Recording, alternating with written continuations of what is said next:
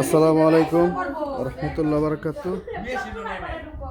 কলাতেনুরে খারাকান্দি গ্রাম সকিনা মেম্বারের বাসায় আজকে রাত্রে চোর ঢুকে সব কিছু লন্ডভন্ড করে টাকা পয়সা যা আছে বা যেই যা আছে সব কিছু মনে করেন, ঠিক আছে। এই যে তালাটা চোরেরা ভেঙে, এই যে ঘর খালি ছিল, ঠিক আছে। উনি ছোটো বোনের এখানে গেছে নবাবগঞ্জ, ছোটো বোনের বাসায়। তো এই যে বাড়ির পরিবেশ, বাড়ির বিস্তারিত ডয়ের ঠয়ের যা আছে, আলমারি, খানাটুলি, তারপরে যেটা মনে খোলা,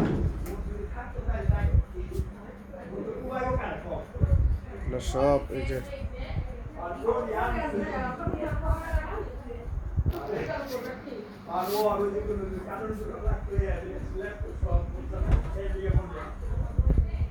আলমারির খানাডলির চাবি, কি কয়,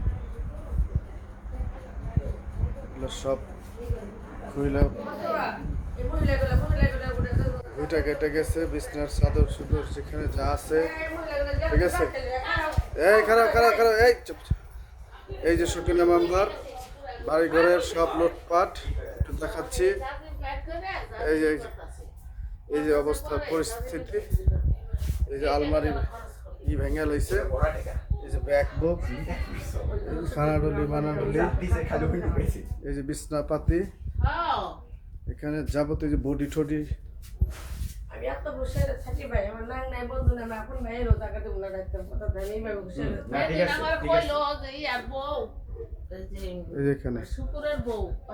কথা কন।